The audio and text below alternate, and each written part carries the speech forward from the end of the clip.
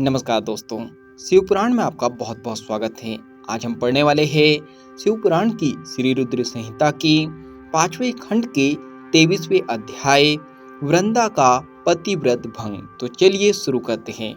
व्यास जी बोले, सनत कुमार जी, जब माता पार्वती की आज्ञा पाकर भगवान विष्णु सागर पुत्र जलंधर की नगरी को चले गए, तब फिर आगे क्या हुआ?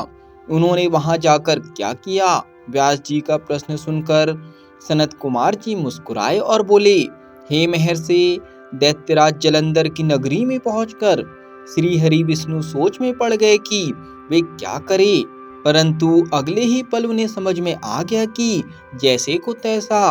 उन्होंने सोचा कि जिस प्रकार जलंधर ने छद्म शिव रूप धारण करके देवी पार्वती को छलने की कोशिश की थी, वे भी वहां जाकर उसकी पत्नी वृंता का पतिव्रत धर्म भंग करेंगे। वे जानते थे कि जलंधर अपनी पत्नी के पतिव्रत धर्म से ही अभी तक बचा हुआ है, इसलिए उसका पतिव्रत धर्म नष्ट करना जरूरी है। मन में यह विचार आते ही वे नगर के राज उद्यान में जाकर ठहर गए। दूसरी ओर दैत्यराज जलंधर की पतिव्रता पत्नी वृंदा अपने कक्ष में सो रही थी। भगवान श्री हरि विष्णु की माया के फलस्वरूप उन्होंने रात्रि में एक सपना देखा।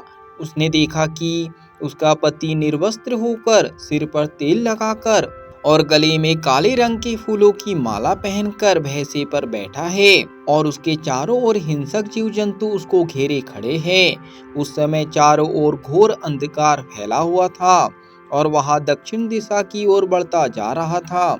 ऐसा सपना देखकर वह डर गई और उसकी आंखें खुल गई। तभी उसने देखा कि सूर्य उदय हो रहा है, परंतु वह सूर्य अत्यंत कांतिहीन था और उसे सूर्य में एक छेद भी दिखाई दे रहा था। यह सब देखकर वृंदा का मन बहुत व्याकुल हो उठा और वह इधर उधर टहलने लगी। कभी छज्जे और अटारी पर चढ़ती तो कभी जमीन पर बैठ जाती, परंतु उसे चैन नहीं था। जब इस प्रकार वृंदा का मन शांत नहीं हुआ तो वह मन की शांति प्राप्त करने हेतु उद्यान की ओर चल दी, परंतु उस निर्जन उद्यान में उसके पीछे सिंह के समान दो भयंकर राक्षस पड़ गए। वृंदा उन्हें देखकर बहुत डर गई और अपने प्राणों की रक्षा करने के लिए वहां से भागने लगी। भागते हुए उसे सामने से आते हुए एक तपस्वी दिखाई दिए। भयभीत वृंदा उन मुनि से अपने जीवन की रक्षा करने के लिए प्रार्थना करने लगी। उन तपस्वी ने अपने कमंडल से जल निकालकर उन राक्षसों को ललकारते हुए उन पर जल छिड़क दिया। जल छिड़कते ही दोनों राक्षस वहां से भाग खड़े हुए। तब वृंदा ने दोनों हाथ जोड़कर उन तपस्वी को प्रणाम किया तथा उनका धन्यवाद व्यक्त किया। तत्पश्चात उनको अत्यंत दिव्य और शक्तिशाली जानकर वृंदा ने उस मुनि से अपने पति दैत्यराज जलंधर के विषय में पूछा। मुनि ने उत्तर दिया कि देवी, तुम्हारा पति तो युद्ध में मारा गया है। यह कहकर उन्होंने कुछ इशारा किया, जिसके फलस्वरूप दो वानर उनके सामने प्रकट हो गए। अगले ही पल उन तपस्वी का संकेत पाकर वे वानर आकाश मार्ग से उड़कर चले गए और कुछ समय पश्चात दैत्यराज जलंधर का कटा हुआ सिर और उसके अन्य सामान को लेकर लौट आए। अपने पति जलंधर का कटा हुआ सिर देखकर वृंदा बेहोश होकर गिर पड़ी। कुछ समय पश्चात होश में आने पर रोते हुए वृंदा उन मुनि से प्रार्थना करने लगी कि वे उसके पति को पुनः जीवित कर दे। यह कहकर वह बहुत जोर जोर से रोने लगी और बोली कि यदि आप मेरे पति को जीवन दान नहीं दे सकते तो मुझे भी मृत्यु दे दो। वृंदा के इस प्रकार के वचन सुनकर मुनि बोले, हे देवी, तुम्हारे पति का वध त्रिलोकीनाथ भगवान शिव के द्वारा हुआ है, अतः उसको जीवित करना देवादिदेव भगवान शिव का विरोध करना है, परंतु अपनी शरण में आए हुए मनुष्य की रक्षा करना मेरा भी धर्म है, इसलिए मैं तुम्हारे पति को पुनः जीवित अवश्य करूंगा। यह कहकर उन्होंने अपने कमंडल से जल निकाला और मंत्रोच्चारण करते हुए जलंधर पर छिड़का, जिसके फलस्वरूप वह जीवित हो गया। जलंधर को जीवन दान देकर वे तपस्वी वहां से अंतर्ध्यान हो गए। वस्तुतः उस तपस्वी ने ही सूक्ष्म रूप से जलंधर की काया में प्रवेश कर लिया था।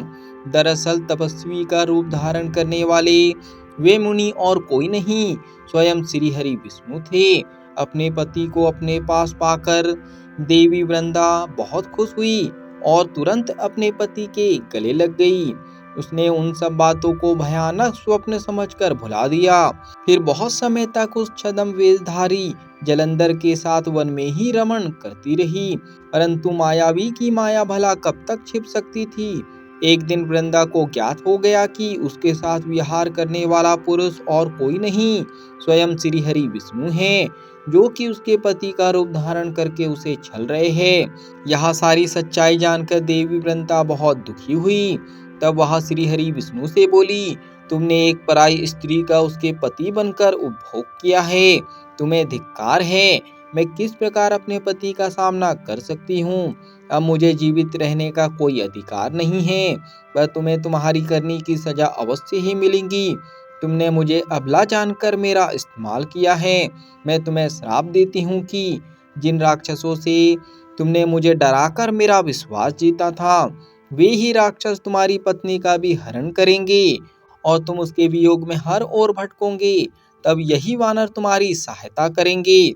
मेरा अगला जन्म तुलसी के रूप में होगा और मेरी संजीवनी शक्ति ही मेरी पवित्रता का प्रमाण होगी।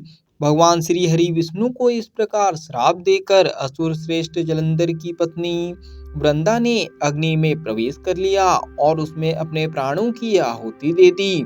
उस अग्नि में से एक तेज प्रकट हुआ और वहां जाकर देवी पार्वती में समा गया। यहाँ पर शिवपुराण के 23वें अध्याय का समापन होता है। आज के लिए इतना ही। धन्यवाद। मिलते हैं अगले अध्याय में।